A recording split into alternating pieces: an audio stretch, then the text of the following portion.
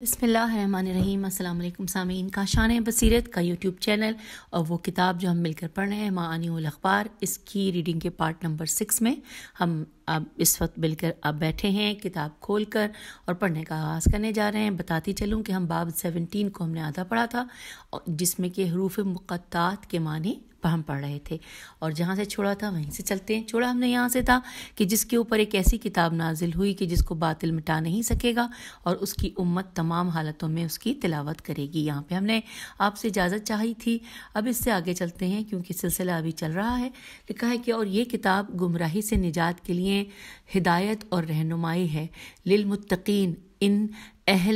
उन अहले तकवा के लिए कि जो उकाबावर बातों से बचते हैं और अपने नफ्स पर सफ़ाहत सीन फे अलिफ हेते सफ़ाहत व कम फहमी के मुसल्लत होने से बचते हैं, यहाँ तक कि वो उन बातों का इल्म हासिल कर लेते हैं कि जो उन पर वाजिब हैं, तो ऐसा अमल अंजाम देते हैं कि जो उनके हक़ में उनके परवरदिगार की रज़ा का ज़रिया बन जाता है। आप अलैहिस्सलाम ने फरमाया कि इमाम सादिक़ अलैहिस्सलाम फरमाते हैं कि अलिफ लफ्ज़ अल्लाह के हरूफ में से एक हर्फ है और के परवरदिगार इस हर्फ के ज़रिए से तुम्हारे कौल अल्लाह का जो वर्ड लिखा है इन्वर्टेड कॉमा में कि तुम्हारे कौल अल्लाह पर रहनुमाई करता है और लाम के ज़रिए तुम्हारे कौल अल मुल्कुल अज़ीम अल काहिरुल खल्क़ अजमईन, ऐसा बादशाह के जो अजीम है और अपनी तमाम मखलूक़ात पर गलबा रखता है, इस पर रहनुमाई करता है। और मीम के ज़रिए से इस बात पर कि वो अपने तमाम अफ़आल में मजीद व महमूद है और परवरदिगार ने इस कौल को यहूदियों पर हुज्जत व दलील करार दिया है। और ये इस वजह से कि अल्लाह ताला ने जब मूसा अलैहिस्सलाम बिन इमरान को और फिर उनके बाद दीगर अंबिया को बनी इसराइल की जानिब मबूस किया तो उनमें से कोई भी ऐसा नबी नहीं था मगर ये कि उनसे अहद व मीसाक लिया कि वो इस मोहम्मद अरबी यानी कि उम्मी सल्लल्लाहु अलैहि वसल्लम पर ईमान ले आएंगे कि जिनको मक्के में मबूस किया जाएगा और वो मदीने की तरफ हिजरत फरमाएंगे। वो एक ऐसी किताब के साथ आएंगे कि जिनके कुछ सूरे का आगाज़ हरूफ़े मुक़त्तात से होगा। उनकी उम्मत इस किताब को हिफ्ज़ करेगी और उठते बैठते चलते फिरते और हर हालत में उसकी तिलावत करेगी। अल्लाह इस किताब का हिफ्ज़ करना उम्मत पर सहल व आसान बना देगा और ये कुरान को हिफ्ज़ करने वाली उम्मत मोहम्मद सल्लल्लाहु अलैहि वसल्लम के साथ साथ उनके उस भाई और वसी अली इब्न अबी तालिब अलैहिस्सलातु वस्सलाम को भी मोहब्बत और अतात की रस्सी में बांध देगी कि जो नबी सल्लल्लाहु अलैहि वसल्लम से उनके उन उलूम को अख़ज़ करने वाले हैं कि जिनकी उन्होंने उनको तालीम दी और वो नबी सल्लल्लाहु अलैहि वसल्लम की मुक़द्दर अमानतों की अमानतदार मोहम्मद सल्लल्लाहु अलैहि वसल्लम के हर दुश्मन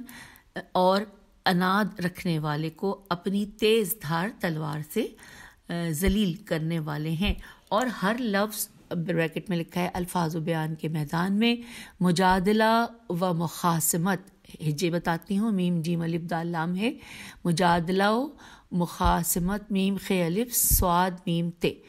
फिर पढ़ते मुजादला व मुखासमत करने वाले को वाज़े दलील के ज़रिए खामोश करते हैं। अल्लाह के बंदों से तंजील कुरान के सिलसिले में जंग करते हैं यहाँ तक कि वो लोग चाहते या न चाहते दिल से या सिर्फ ज़बानी तंजील कुरान को कबूल करने के लिए आमादा हो गए। फिर जब मोहम्मद सल्लल्लाहु अलैहि वसल्लम की रज़ा और रिज़वान की जानिब इंतकाल फरमा गए तो बहुत से वो लोग जो ज़ाहिरी तौर पर ईमान लाए थे मुर्तद हो गए और कुरान की तावीलात अलिफ वाव ये लाम अलिफ ते तावीलात में तहरीफ की, इसके मानी को तब्दील कर दिया और उसके मानी को असली जगह के बजाय बरखिलाफ सूरतों में वज़ा किया। तो मौला ने फिर उसके बाद कुरान की तावील पर जंग की यहाँ तक कि इब्लीस उनको हलाकत में ले डूबा और वही इब्लीस जो नुकसान उठाने वाला जलील धुतकारा हुआ और जंजीरों में जकड़ा हुआ कीनाबाज है। آگے چلتے ہیں. لکھا ہے امام عسکری علیہ السلام فرماتے ہیں کہ جب اللہ تعالیٰ نے محمد صلی اللہ علیہ وآلہ وسلم کو مبعوث فرمایا اور آپ صلی اللہ علیہ وآلہ وسلم کو مکے میں ظاہر فرمایا، پھر ان کو مکے سے مدینے کی طرف ہجرت کروائی اور وہاں پر بھی ان کو آشکار و ظاہر فرمایا، پھر ان کی طرف کتاب نازل کی اور اس کتاب کے بڑے سورے کی ابتدا الف لام میم سے کی، یعنی الف لام میم ذالک الکتاب. اور یہ وہی کتاب ہے کہ میں نے جس کی سابق انبیاء کو خبر دی تھی کہ یقیناً میں عنقریب اس کو تم پر نازل کروں گا. اے محمد لا ریب فیہ، کہ یقیناً یہ ظاہر و آشکار ہے جیسا کہ یعنی کہ یہود و نصارہ کو ان کی خبر ان کے انبیاء نے دی تھی کہ بے شک محمد صلی اللہ علیہ وآلہ وسلم پر ایک مبارک کتاب نازل کی جائے گی جس کو باطل مٹا نہیں سکے گا، جس کتاب کی محمد صلی اللہ علیہ وآلہ وسلم اور آپ صلی اللہ علیہ وآلہ وسلم کی امت تلاوت کرے گی تمام حالتوں میں. پھر یہودیوں نے اس خبر میں ایک جہت کسے جیم ہے تے جہت سے تحریف کر دی، تے ہے رے یہ فے تحریف کر دی اور اس کی ایسی تعویل کی کہ جو مراد نہیں تھی، اور وہ لوگ اس علم کو پانے کی کوشش میں لگ گئے جبکہ اللہ تعالیٰ اس امت کی زمان و مدت اقتدار کے بارے میں ان کو یقیناً آگاہ کر چکا تھا. پھر ان لوگوں میں سے ایک گروہ رسول اللہ صلی اللہ علیہ وآلہ وسلم کی خدمت میں حاضر ہوا. پس رسول اللہ صلی اللہ علیہ وآلہ وسلم نے علی علیہ السلام کو اپنا ولی نامزد کیا. آپ علیہ السلام ان سے مخاطب ہوئے. پس ان میں سے کہنے والے نے کہا کہ انورٹڈ کاما کہ اگر وہ بات جو محمد صلی اللہ علیہ وآلہ وسلم کہتے ہیں حق ہے تو پھر یقیناً ان کی امت کی سلطنت و اقتدار کی مدت کو ہم جانتے ہیں کہ وہ 71 سال ہے. الف 1 لام 30 اور میم 40. دوبارہ پڑھتے ہیں، یعنی الف لام میم کے حوالے سے یہاں لکھا ہے کہ تو ہم جانتے ہیں کہ وہ 71 سال ہے، اور آگے بریکٹ میں لکھا ہے کہ الف مطلب 1 لام 30 اور میم 40. پھر علی علیہ السلام نے فرمایا کہ تو تم لوگ الف لام میم صاد کے سلسلے میں کیا بناتے ہو جبکہ یہ بھی آپ صلی اللہ علیہ وآلہ وسلم پر نازل کیا گیا ہے. انہوں نے کہا کہ یہ 161 یعنی 161 سال ہے. آپ علیہ السلام نے فرمایا تو تم لوگ الف لام را کے سلسلے میں تعداد کیا بتاتے ہو جبکہ یہ بھی آپ صلی اللہ علیہ وآلہ وسلم پر نازل کیا گیا ہے. تو انہوں نے کہا کہ یہ اس سے زیادہ ہے، یہ 231 یعنی 231 سال ہیں. آپ علیہ السلام نے فرمایا تو تم لوگ الف لام میم را کو کہ جو کہ آپ صلی اللہ علیہ وآلہ وسلم پر نازل کیا گیا ہے اس کے سلسلے میں کیا بناتے ہو. انہوں نے کہا کہ یہ 271 یعنی 271 سال ہے. پس علی علیہ السلام نے فرمایا تو ان میں سے ایک تعداد ان کے لیے ہے یا تمام تعداد کا مجموعہ ان کے لیے ہے. تو ان لوگوں کے کلام ایک دوسرے سے جدا جدا ہوئے. پس بعض نے کہا کہ ان میں سے ایک تعداد اور کچھ دوسروں نے کہا کہ ان تمام کا مجموعہ جو کہ 734 سال ہے کہ اس مدت تک امت محمد صلی اللہ علیہ وآلہ وسلم حکومت میں رہے گی اور پھر سلطنت و اقتدار ہماری طرف یعنی یہودیوں کی طرف پلٹ آئے گا. پس علی علیہ السلام نے فرمایا کہ کیا اللہ تعالیٰ کی نازل کردہ کتابوں میں سے کوئی کتاب اس بارے میں کچھ کہتی ہے یا صرف تمہاری آراء ہی اس پر دلیل ہیں؟ ان میں سے کچھ نے کہا کہ اللہ کی کتاب اس سلسلے میں کہتی ہے اور دوسروں نے کہا بلکہ ہماری آراء اس پر دلالت کرتی ہیں. امام علی علیہ السلام نے فرمایا کہ تم لوگ خود کتاب خدا سے وہ گواہی لے آؤ کہ جو تم کہتے ہو کہ اللہ تعالیٰ نے اس بارے میں کچھ کہا ہے. پس وہ کتاب خدا سے کوئی دلیل لانے سے عاجز ہو گئے. امام علیہ السلام نے دوسرے گروہ سے کہا کہ پس تم لوگ اپنی آراء کے صحیح ہونے کے بارے میں کوئی دلیل لے آؤ. اس نے کہا کہ ہماری رائے کے حق میں ہونے کی دلیل یہ ہے کہ یہاں پہ ورڈ لکھا ہے جیم میم لام اور جیم پہ پیش ہے، میم پہ میرے خیال ہے زبر ہے اور لام ہے، اور انہوں نے یہ لکھا ہے کہ اس ہماری رائے کے حق ہونے کی دلیل یہ ہے کہ یہ جمل کا حساب ہے اور اس حوالے سے حاشی میں سمجھایا ہے، لکھا ہے کہ یہ حروف ابجد کا حساب ہے جو کہ اکثر تاریخیں نکالنے کے لیے شاعر شعروں میں استعمال کرتے ہیں. یہ جو ورڈ اس کے بارے میں حاشی میں ہم نے پڑھا جیم میم لام تھا. آگے چلتے پھر لکھا ہے پس علی علیہ السلام نے فرمایا کہ تم جو باتیں کہتے ہو اس پر دلیل کیا ہے، جبکہ ان حروف میں یہ جو تعداد نکالی گئی ہے اس کے سوا کچھ نہیں ہے کہ تم نے اس کو بغیر کسی بیان و دلیل کے نکالا ہے. تم کیا کہتے ہو؟ اگر تم سے کہا جائے کہ یہ حروف امت محمد صلی اللہ علیہ وآلہ وسلم کے اقتدار کی مدت نہیں بتا رہے، بلکہ ان میں سے ہر ایک دلالت کر رہا ہے کہ اس تعداد میں تم پر لعنت ہے، یا یہ کہ یہ عدد بتا رہا ہے کہ تم میں سے اور ہم میں سے ہر ایک کے لیے اس حساب کی تعداد میں درہم و دینار ہیں، یا یہ کہ شاید تم میں سے ہر ایک کے اوپر اس عدد کے مقابلے میں بننے والے حساب کے مطابق مال کا قرضہ ہے.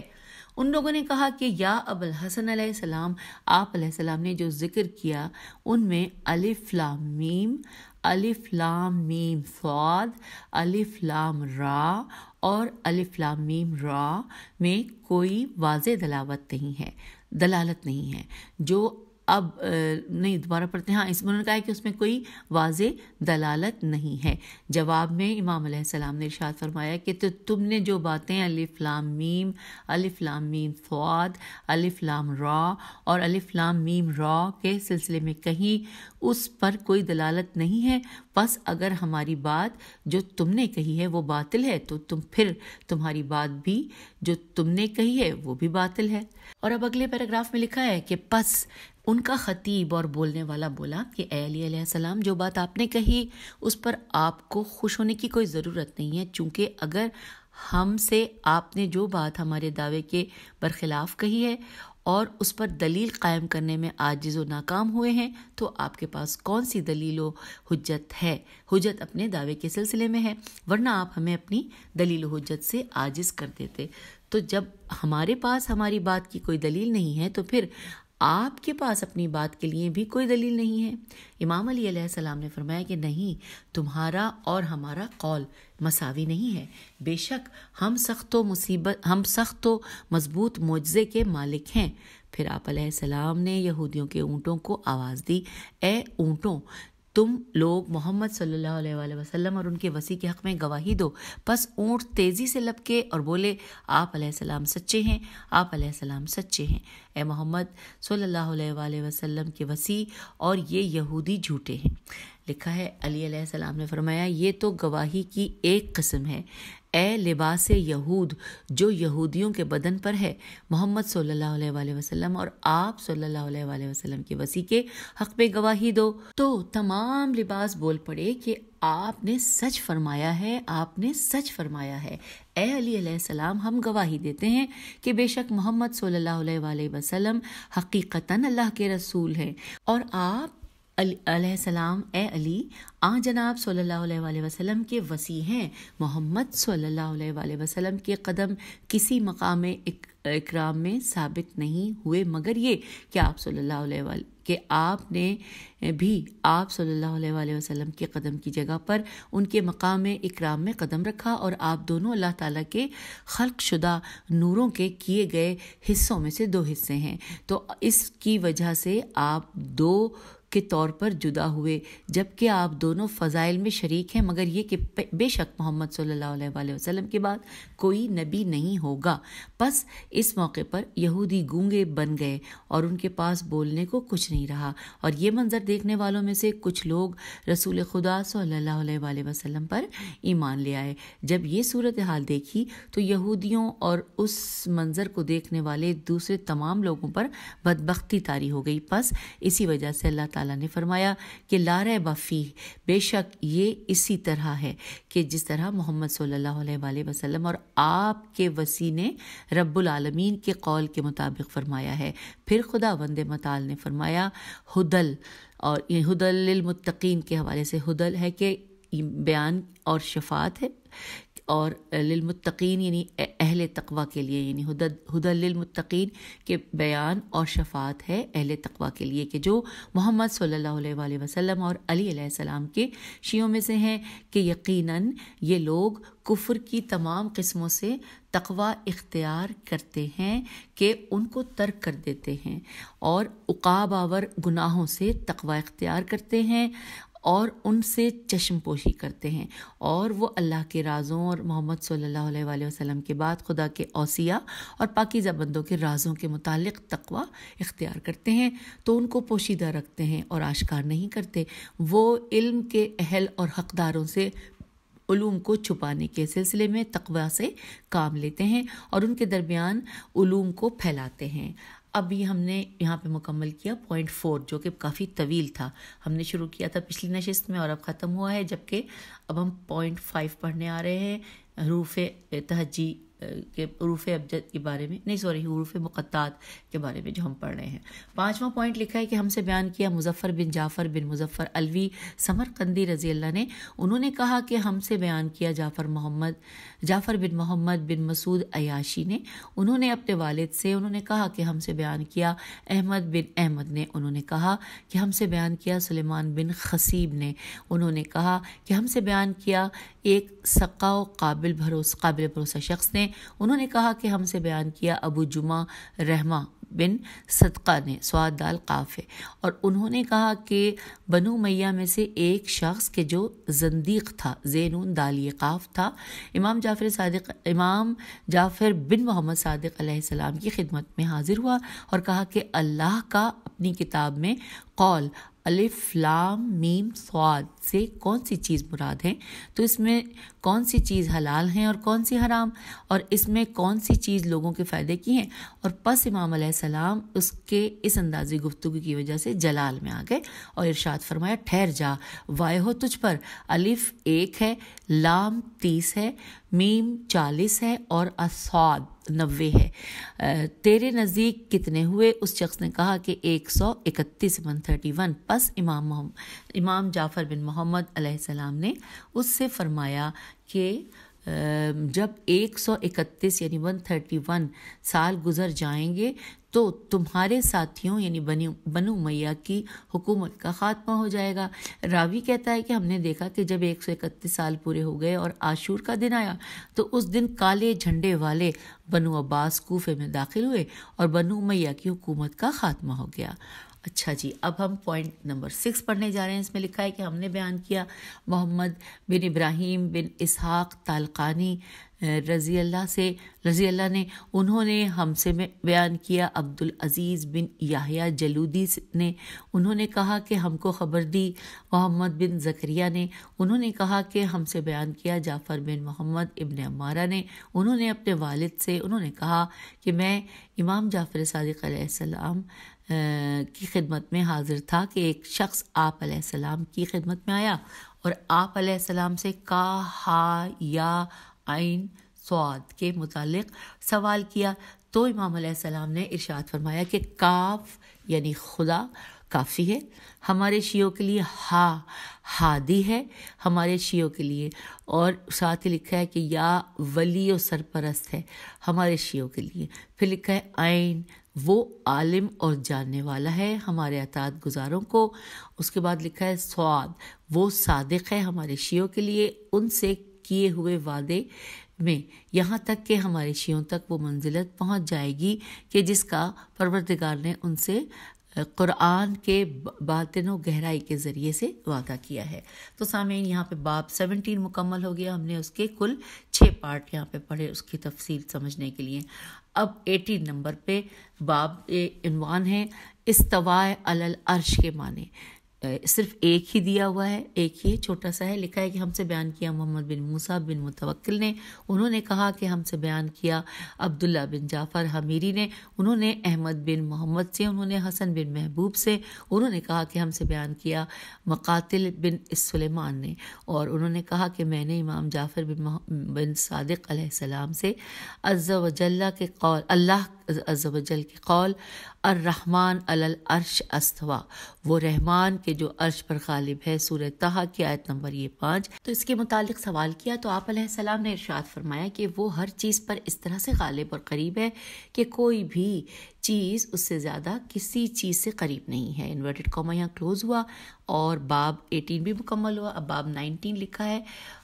ہے عرش و کرسی کے معنی، عین ریشین عرش و کرسی کے معنی۔ اس میں سب سے پہلے نمبر پہ لکھا ہے کہ ہم سے بیان کیا احمد بن حسن قطان نے، انہوں نے کہا کہ ہم سے بیان کیا عبد الرحمن بن محمد حسینی نے، انہوں نے کہا کہ ہم کو خبر دی ابو جعفر احمد بن عیسیٰ بن ابی مریم اجلی نے، انہوں نے کہا کہ ہم سے بیان کیا محمد بن احمد بن عبداللہ بن زیاد ارزمی نے، انہوں نے کہا کہ ہم سے بیان کیا علی بن حاتم منقری نے، انہوں نے مفضل بن عمر سے، انہوں نے کہا کہ میں نے ابو عبداللہ امام جعفر صادق علیہ السلام سے عرش اور کرسی کے بارے میں سوال کیا کہ یہ کیا چیز ہے، تو آپ علیہ السلام نے ارشاد فرمایا کہ عرش کا ایک معنی تمام خلق ہے اور کرسی اس کا ظرف ہے کہ جس میں یہ ساری چیزیں موجود ہیں۔ پھر لکھا ہے کہ اور عرش کے دوسرے معنی یہ ہیں کہ عرش سے مراد وہ علم ہے کہ جس پر اللہ نے اپنے انبیاء، اپنے رسولوں اور اپنی حجتوں کو مطلع کیا ہے، اور کرسی سے مراد وہ علم ہے کہ جس پر اللہ نے اپنے انبیاء، اپنے رسولوں اور اپنی حجتوں میں سے کسی کو بھی مطلع نہیں کیا ہے۔ اب یہاں پہ انورٹڈ کاما اور کلوز ہو گیا۔ اب اس میں دوسرا ہے کہ لکھا ہے کہ ہم سے بیان کیا میرے والد نے، انہوں نے فرمایا کہ ہم سے بیان کیا سعد بن عبداللہ نے، انہوں نے قاسم بن محمد سے، انہوں نے سلیمان بن داؤد منقری میم نون قاف رے چھوٹی منقری سے، انہوں نے حفص بن غیاث سے، حفص بن غیاث سے، اور انہوں نے کہا کہ میں نے ابو عبداللہ امام جعفر صادق علیہ السلام سے اللہ کے قول کہ وسع کرسی السماوات والارض، اس کی کرسی آسمانوں اور زمین پر وسعت رکھتی ہے، سورہ بقرہ آیت نمبر 255 کے بارے میں سوال کیا تو آپ علیہ السلام نے ارشاد فرمایا کہ اس سے مراد ہے کہ اس کا علم ہے۔ اور اب ہم آگے ہیں باب 20 پر، جہاں پر لکھا ہے لوح و قلم کے معنی آئیے جانتے ہیں۔ اس میں صرف ایک ہی یہاں پر بیان کیا ہے پوائنٹ، لکھا ہے کہ ہم سے بیان کیا احمد بن حسن قطان نے، اور انہوں نے کہا کہ ہم سے بیان کیا عبد الرحمن بن محمد حسینی نے، انہوں نے کہا کہ ہم کو خبر دی ابو محمد جعفر احمد بن عیسیٰ بن ابی مریم اجلی نے، اور انہوں نے کہا کہ ہم سے بیان کیا محمد بن احمد بن عبداللہ بن زیاد ارزمی نے، اور انہوں نے کہا کہ ہم سے بیان کیا علی بن حاتم منقری نے، اور انہوں نے ابراہیم کرخی کاف ریخے چھوٹیے سے، اور انہوں نے کہا کہ میں نے امام جعفر صادق علیہ السلام سے لوح اور قلم کے بارے میں سوال کیا تو آپ علیہ السلام نے فرمایا کہ یہ دونوں فرشتے ہیں۔ اور اب ہم پڑھنے آگئے ہیں باب 21 کے، جس کا عنوان ہے کہ ان میزانوں کا مطلب کہ جس کے ذریعے بندوں کے اعمال کا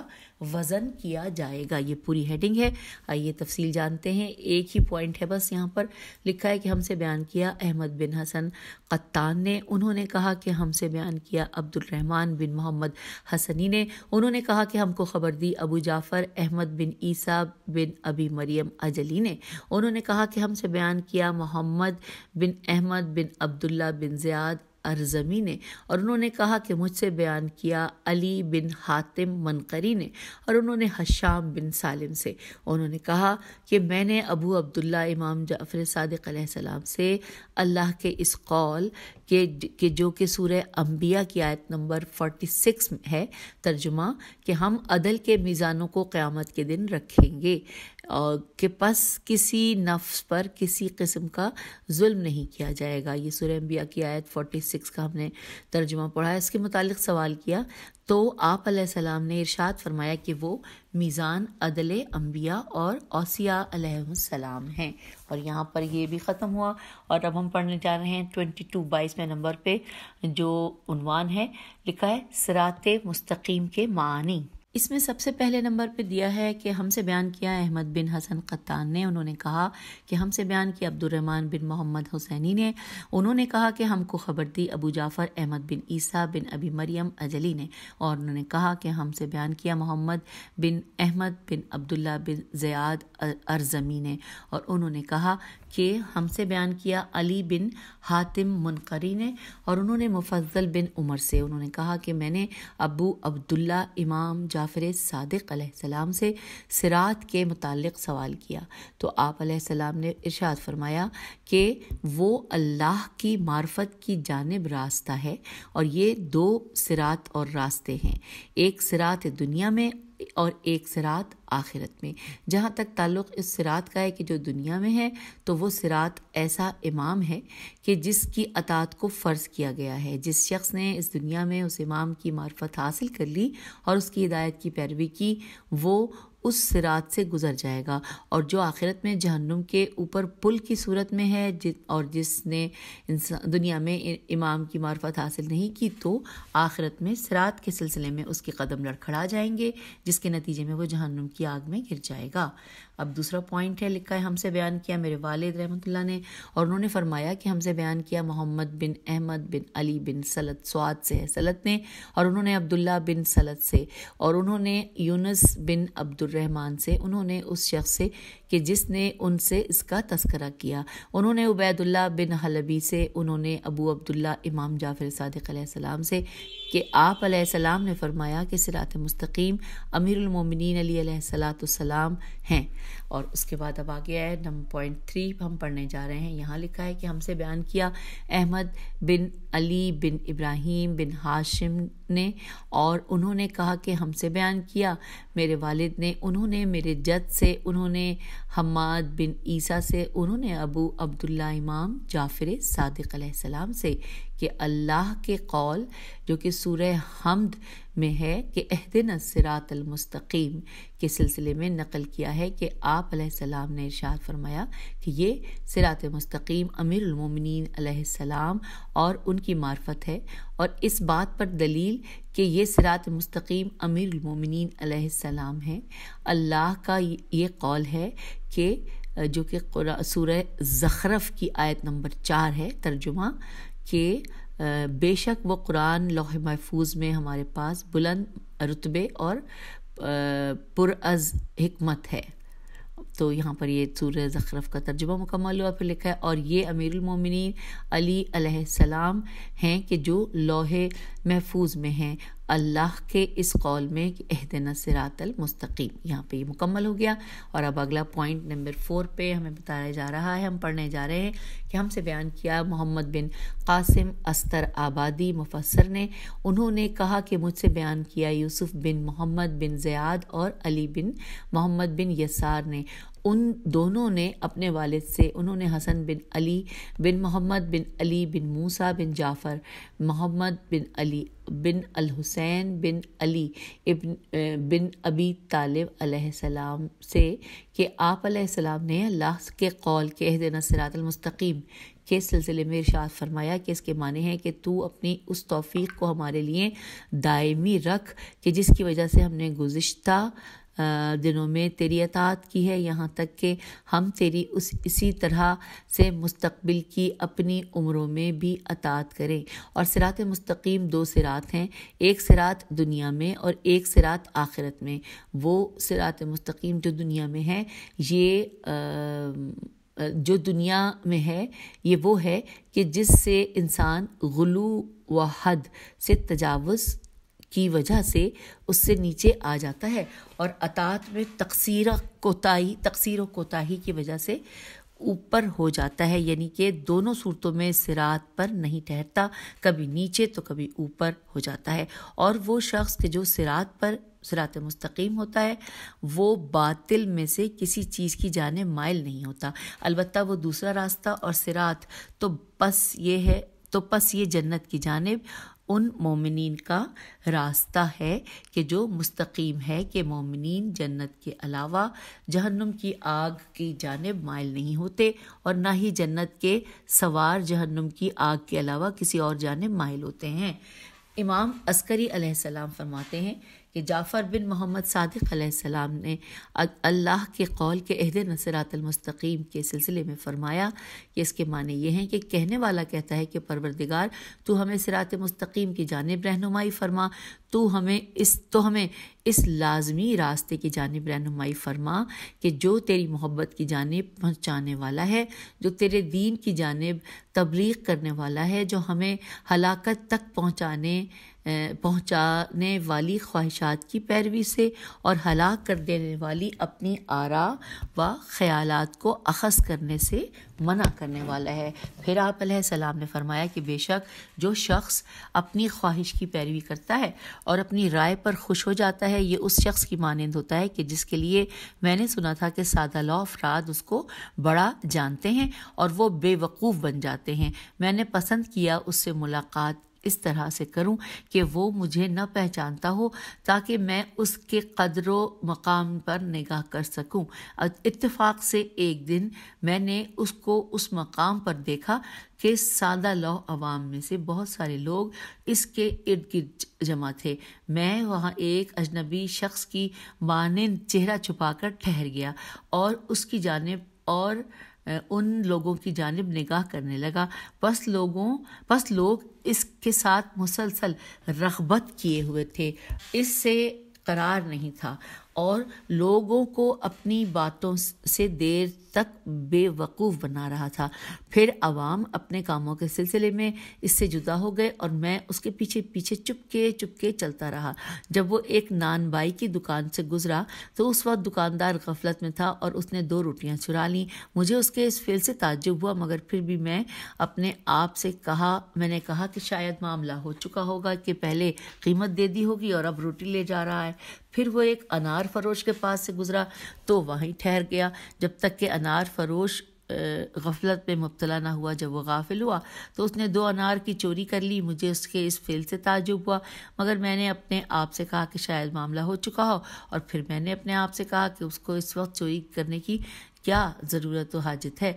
میں نے اس کا پیچھا جاری رکھا یہاں تک کہ وہ ایک مریض کے پاس سے گزرا تو اس کے سامنے اس نے 2 روٹی اور 2 انار رکھ دیے اور چل پڑا۔ میں نے اس کا پیچھا جاری رکھا یہاں تک کہ وہ صحرا کے حصے میں پہنچ گیا تو میں نے اس سے کہا کہ اے اللہ کے بندے، میں نے یقیناً تیرے بارے میں سنا تھا اور میں تیری ملاقات کا خواہش مند تھا اور میں نے تجھ سے ملاقات کر لی، مگر میں نے تجھ میں ایک ایسی بات دیکھی کہ جس نے میرے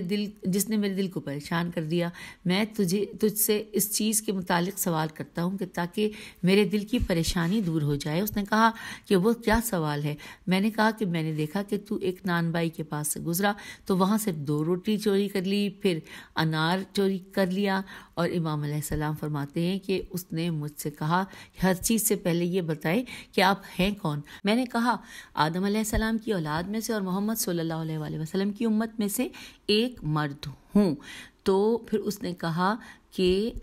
آپ مجھے بتائیں کہ آپ کون ہیں؟ تو میں نے کہا کہ رسول اللہ صلی اللہ علیہ وآلہ وسلم کی اولاد میں سے ایک مرد ہوں۔ اس نے کہا آپ کا شہر کون سا ہے؟ میں نے کہا مدینہ۔ اس نے کہا شاید آپ جعفر بن محمد بن علی بن حسین بن علی بن ابی طالب علیہ السلام ہیں۔ میں نے کہا یقیناً۔ اس نے مجھ سے کہا کہ تمہارے لیے تمہارے حسب و نسب کی شرافت کوئی نفع نہیں پہنچا سکتی، جبکہ تم اس بات سے لا علم ہو کہ مجھے کیا شرف حاصل ہے، اور تمہارے جد اور والد کے علم نے تم کو ترک کر دیا ہے۔ اگر ایسا نہ ہوتا تو تم اس کام کا انکار نہ کرتے کہ جن پر اس کے کرنے والے کی تعریف اور مدح کرنا ضروری ہے۔ میں نے کہا کہ وہ کیا ہے؟ اس نے کہا کہ قرآن، اللہ کی کتاب۔ میں نے کہا کہ میں اس سے جاہل نہیں ہوں۔ اس نے کہا اللہ فرماتا ہے سورہ انعام میں کی آیت نمبر 160 میں ترجمہ کہ جو شخص ایک نیکی لائے گا تو اس کے لیے اسی کی مثل 10 نیکیاں ہیں، اور جو شخص ایک برائی لائے گا تو اس کا بدلہ نہیں دیا جائے گا سوائے اسی کے مثل کے۔ یہ سورہ انعام کی آیت 160 کا ترجمہ تو لکھا ہے۔ تو جب میں نے 2 روٹی چوری کی تو 2 برائیاں انجام دیں، اور جب میں نے 2 انار چوری کیے تو یہ بھی 2 برائیاں ہوئیں، تو اور اس طرح کل 4 برائیاں انجام دیں۔ تو جب ان میں سے ہر ایک کو جو میرے پاس تھا اس کے ذریعے سے صدقہ کیا تو 4 چیزوں کی وجہ 40 نیکیاں ہوئیں اور پس 40 میں سے 4 برائیاں کم ہوئیں، تو پھر میں نے 36 نیکیوں کا میں مالک بن گیا۔ میں نے کہا تیری ماں تیرے غم میں بیٹھے، تو اللہ کی کتاب سے جاہل ہے، کیا تو نے نہیں سنا کہ اللہ ارشاد فرماتا ہے سورہ مائدہ کی آیت نمبر 27 میں ترجمہ تو کہ اللہ فقط متقین سے قبول کرتا ہے، کہ انما یتقبل من المتقین۔ تو لکھا ہے کہ جب تو نے 2 روٹیوں کی چوری کی تو یہ 2 برائیاں تھیں، پھر جب تو نے انار کی چوری کی تو یہ بھی 2 برائیاں تھیں، اور جب تو نے ان دونوں کو ان کے اصلی مالک کے علاوہ دوسرے کو بغیر ان کے مالک کی اجازت کے دے دیا تو نے فقط یہ کام کیا ہے کہ 4 برائیوں میں سے مزید 4 کا اضافہ کر دیا۔ تو نے 40 نیکیوں کو 4 برائیوں سے حاصل نہیں کیا ہے۔ بس وہ مجھے دیکھتا رہ گیا اور میں وہاں سے پلٹ گیا اور اس کو اس کے حال پر چھوڑ دیا۔ امام صادق علیہ السلام فرماتے ہیں کہ اسی طرح کے قبیح و ناپسندیدہ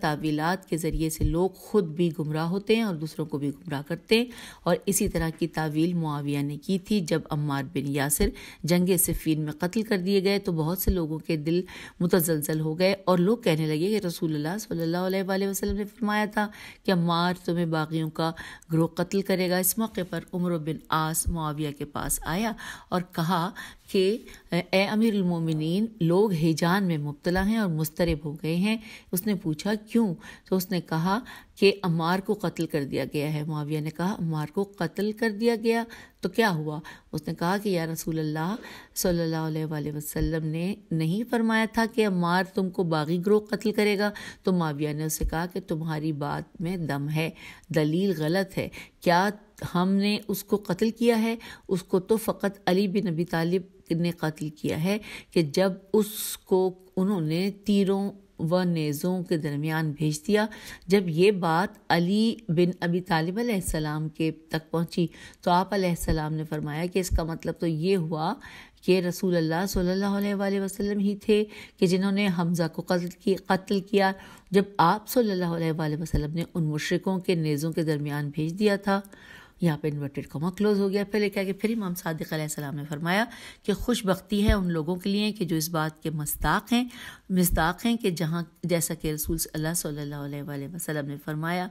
کہ اس عمل کا بار ہر اس خلیفہ یعنی خلیفہ عادل امام معصوم علیہ السلام سے مربوط ہے کہ جو غلو کرنے والوں کی تحریف کی نفی کرتے ہیں اور باطل کرنے والے باطل پرستوں کی باطل باتوں کو اور جاہلوں کی تعویلوں کو دور کرتے ہیں۔ تو سامعین، یہاں پہ یہ 4تھا پوائنٹ مکمل ہوا اور ہم اس اگلی ریکارڈنگ میں 5ویں پوائنٹ سے پڑھیں گے، اور جبکہ میں آپ کو یہ بتاتی چلوں اجازت لینے سے پہلے کہ ہم یہاں پر 22ویں نمبر باب نمبر 22 صراط مستقیم کے بارے میں پڑھ رہے ہیں۔ اجازت دیجیے، خدا حافظ، فی امان اللہ۔